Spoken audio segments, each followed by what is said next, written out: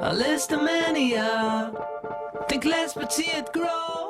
Hello everybody, it's the Law Gnome and welcome to your July episode of 10 for 12. And if you guys don't know what 10 for 12 is, there is a playlist provided in the box below, because I know that a lot of you are probably watching this for the first time. This is going to be a great one because it's a follow-up to a collaboration that I did a couple of months ago with Samantha, also known as London City Girl, in which each of us took 5 films. She took the 5 films that she loves that everybody hates, and I did the opposite and did the 5 films that I hate that everybody loves. Today, I'm flipping it around, and I'm going to be doing the 5 films that I love that everybody hates. But who's doing the other half, you might ask? Well, I'll tell you.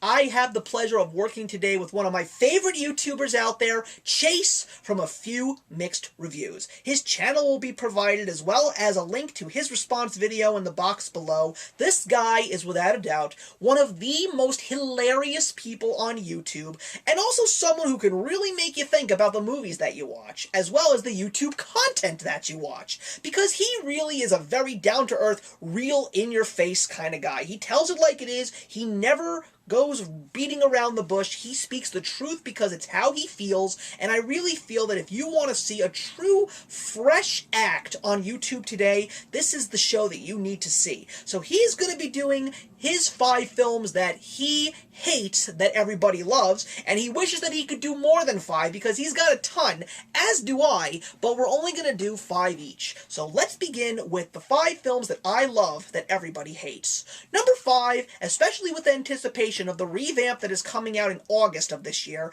I am going to go with the Tim Story-directed Fantastic Four. I've always loved the Fantastic Four characters, loved the comic, loved the 1990 show, never did see the 1960 Hanna-Barbera cartoon, but I knew one thing about this franchise. It's all about the family, and it's all about the campiness. And I thought that all of that worked so well in the original Fantastic Four 2005. Chris Evans as Johnny Storm was great.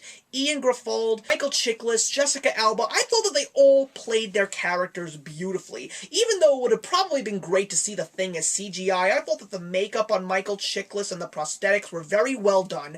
But the way that everybody worked off each other was just absolutely well done and beautiful. I mean, when Johnny and Ben are going at it with each other, I'm laughing my head off. And all of that is also even in the sequel, which I'm not going to get too far into, but I happen to like that movie too. So as far as I'm concerned, it was a perfect depiction of the characters. The movie does have its faults, but I love it, and I think it's just such a fun time every single time that I watch it, and I also happen to be the proud owner. Number 4 is the 4th Indiana Jones film, The Kingdom of the Crystal Skull. Damn, I thought that was closer.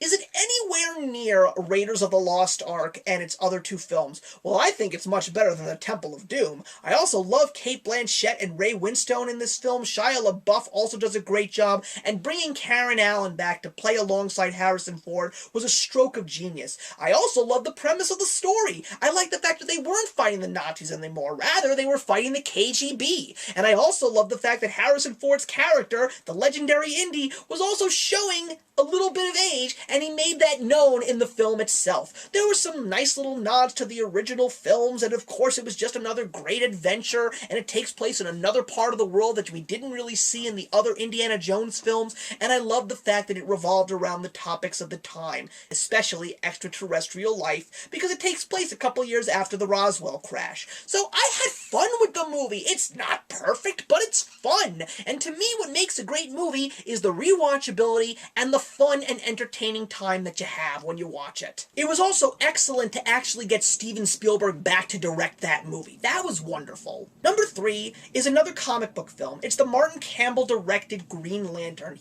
I know, right?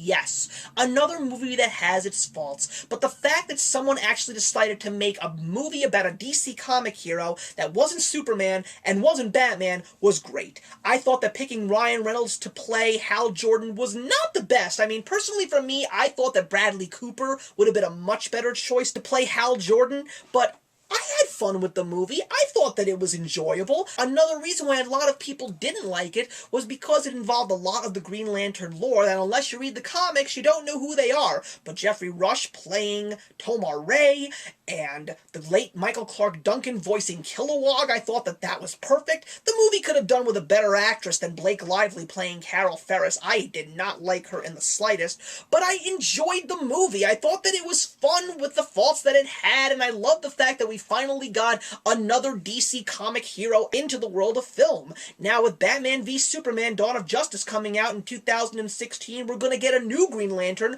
but I'm hoping that it's going to be in the vein of Man of Steel, and we're actually going to get finally a great bunch of DC comic movies that are actually decent and good to watch. Number 2 is the George Lucas directed Star Wars Episode 1, The Phantom Menace.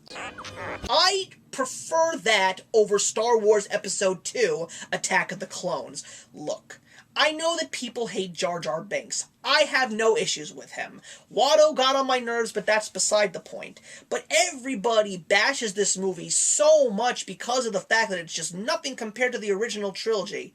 But you gotta start somewhere, if you really think about it. Are there any first chapters of a major saga that are better than everything else that comes after it? Not necessarily. You take a look at the Sorcerer's Stone, it's nothing compared to the Deathly Hallows Part 1. You take a look at the Fellowship of the Ring, it's nothing compared to the Return of the King. I rest my case. I found Star Wars Episode 1 so much fun. I have seen that movie the most out of any Star Wars films in theaters, a total of 4. I loved the special effects, I loved the pod race, I loved the score, and I loved Liam Neeson and Ewan McGregor as Jedi Knights, and of course, who in God's name has any hate towards Darth Maul? It's a fun roller coaster ride, and it's Star Wars. There's nothing more that I can say about that. And just the fact that we start the story, we see where everybody comes from, and we're just so excited to see how this whole prequel is going to bridge the gap into the original trilogy was just so great to wait for and anticipate when episodes 2 and 3 came out in the following couple of years. But The Phantom Menace, I enjoy it so much, I'm always willing to watch it again, and I have no issues with that movie whatsoever. And that brings us to the number 1 film that I love that everybody hates, and it's the Wachowskis directed Speed Racer. Hey, all I was doing was saving your ass. It was supposed to be this big film, and it ended up being a huge bust, and I still don't get it. I thought that movie was so great. The special effects were so different and innovative. The actors that they got to play all of these legendary anime characters was a perfect choice, all the way down to John Goodman and Susan Sarandon. Christina Ricci was perfect as Trixie. She has those anime eyes, for crying out loud. Emile Hirsch playing the legendary Speed Racer was great, and Matthew Fox playing Racer X was great as well. I loved the races, I loved the dialogue. It was Speed Racer on the big screen as I anticipated it to be. If you're not a fan of anime, then you may not like it. If you haven't watched any of the Speed Racer cartoons, you may not get this movie in the slightest. But I did, I got it, and I loved it. I saw that movie 2 times in theaters, and I'm the proud owner of that movie, and I have watched it numerous times. Not to mention a fantastic score by the great Michael Giacchino, who is basically the big name in film composing today. If you haven't seen Speed Racer,